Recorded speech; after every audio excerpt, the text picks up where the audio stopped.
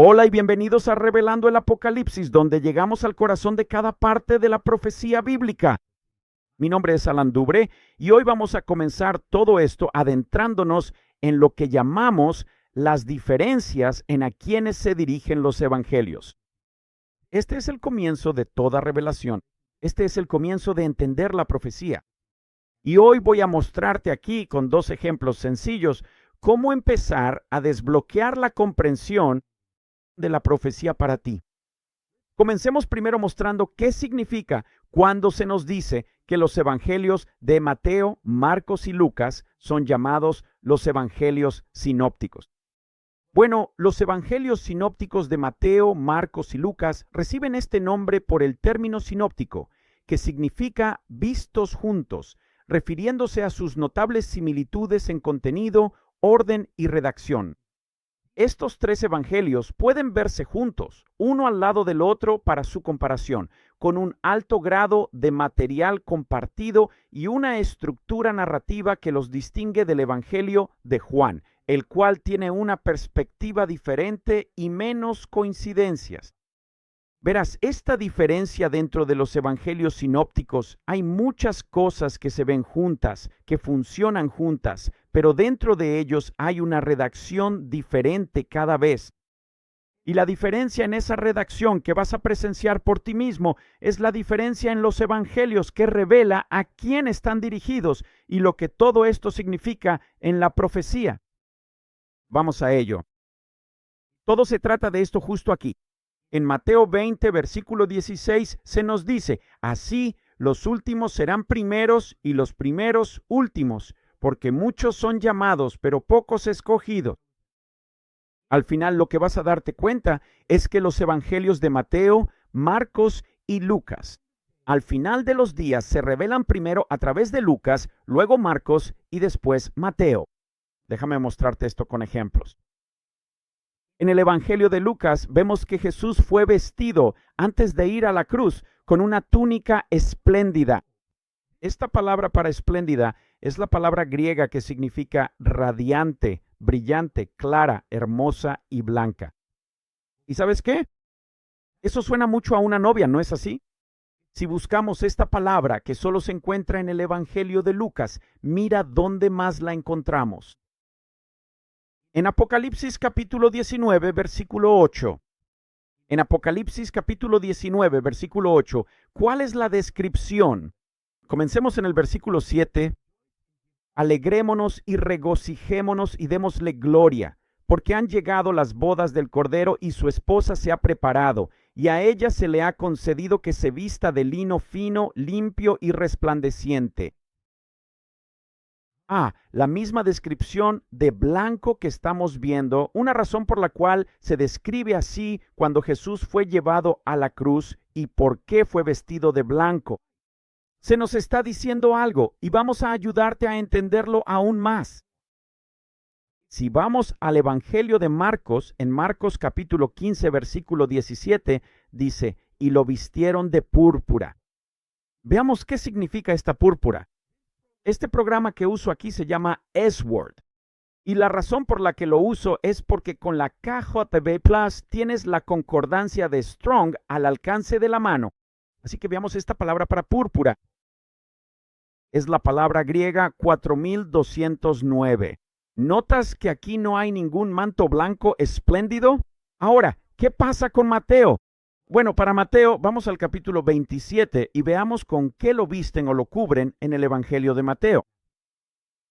Vemos que lo vistieron o le pusieron un manto de color escarlata. La palabra griega es 2847. Bueno, ¿adivina qué? Si vamos a buscar esto, encontramos en Apocalipsis capítulo 17, versículo 4, que tenemos el púrpura y tenemos el escarlata. Y mira esto. En Mateo solo se usa una vez y es en el Evangelio de Mateo. Veamos esto en Apocalipsis 17. ¿De quién se está hablando? Bueno, vamos al versículo 4 donde lo encontramos. Y la mujer estaba vestida de púrpura y escarlata y adornada con oro, piedras preciosas y perlas, teniendo en su mano una copa de oro llena de abominaciones y de la inmundicia de su fornicación. Y en su frente estaba escrito: Misterio, Babilonia la Grande, la madre de las rameras y de las abominaciones de la tierra. ¿Quién es esta mujer vestida de púrpura y escarlata? Ella es la mujer que cabalga sobre la bestia, la madre de las rameras en el Apocalipsis, en los últimos días, pero Lucas se nos describe con esta hermosa túnica como una novia. ¿Empiezas a notar algo aquí? Bueno, déjame mostrarte otro ejemplo. Hemos estado haciendo esto durante 8 años en este ministerio. Déjame mostrarte lo que se nos dice en el Evangelio de Lucas, en los mismos capítulos de las palabras que Jesús pronunció en la cruz antes de entregar el Espíritu. Vemos en Lucas 23, versículo 46, Padre, en tus manos encomiendo mi espíritu. Así que va directamente, Padre, recíbeme en tus brazos, en tus manos. Nuevamente, esta conexión con lo que llamaríamos una novia pretribulación.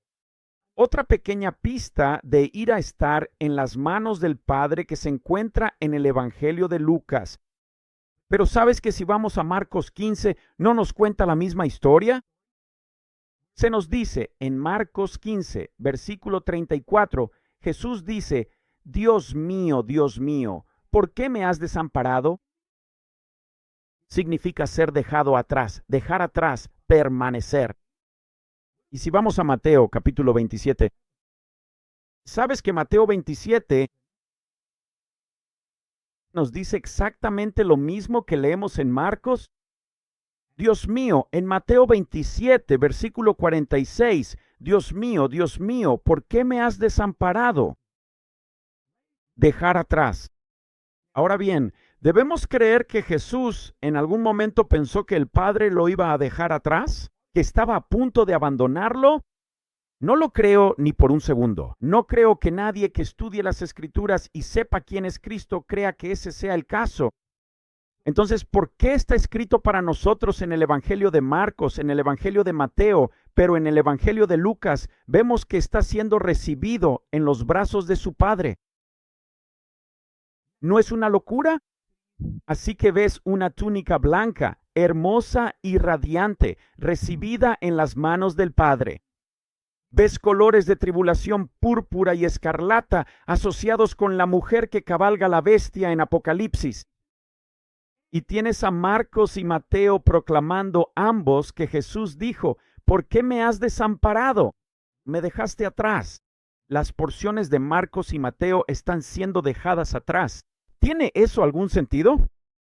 Lo tiene cuando empiezas a darte cuenta de que Lucas, Marcos y Mateo están hablando a 3 grupos diferentes de personas. Mira esta palabra para dejar atrás, dejar en apuros, dejar indefenso, totalmente abandonado, dejar atrás entre otros, dejar sobreviviendo. No hay manera de que Cristo creyera eso. Pero aún así está registrado en la infalible palabra de Dios para nosotros. ¿Por qué? Porque hay un misterio dentro de las diferencias de los evangelios y específicamente de los evangelios sinópticos de Mateo, Marcos y Lucas, que al final revelan Lucas, Marcos, Mateo. 3 grupos diferentes, y vas a ver esto a lo largo de todas estas enseñanzas a medida que continuemos en el futuro en las próximas enseñanzas. Mira esto, solo se encuentra en el Evangelio de Mateo y Marcos. Entonces, ¿qué estás empezando a ver? Estás empezando a ver en estos 2 ejemplos que claramente hay algo más en juego que simplemente la perspectiva o, como algunos dicen, una contradicción. Parece que Lucas tiene una conexión con la novia en el arrebatamiento previo, mientras que Marcos y Mateo se quedan atrás como 2 colores diferentes o 2 porciones distintas de tiempo o 2 otros grupos de personas, uno como púrpura y otro como escarlata. Y esto es solo el comienzo de lo que hemos denominado y lo que mencioné antes al describir a quienes se dirigen los evangelios. Y en las próximas enseñanzas revelaremos muchas más pruebas para demostrar esto en mayor profundidad. Y como hemos hecho en el ministerio durante los últimos 8 años, para que no tengas ninguna duda y puedas verlo claramente como lo hemos visto nosotros a lo largo de estos años. Esta revelación es la base para comenzar a entender y ver verdaderamente la profecía como nunca antes se había revelado. Debes comprender estas diferencias y lo que nos están revelando en Lucas, Marcos y Mateo. Y te demostrará que el pre, medio y post tribulación son todos ciertos, que la duración de la tribulación no es como nos han enseñado y mucho más. Y en las próximas enseñanzas nos centraremos en los discursos proféticos de Lucas 21, Marcos 13 y Mateo 24 y 25 para mostrar cuán claramente lo revelan todo. Hasta entonces, ayúdanos a llegar a muchos más en el entendimiento recordando dar like, compartir y suscribirte para mucho, mucho más. Dios te bendiga. Dios bendiga a tus familias y que siempre los cuide. Hablaremos pronto. Hasta pronto.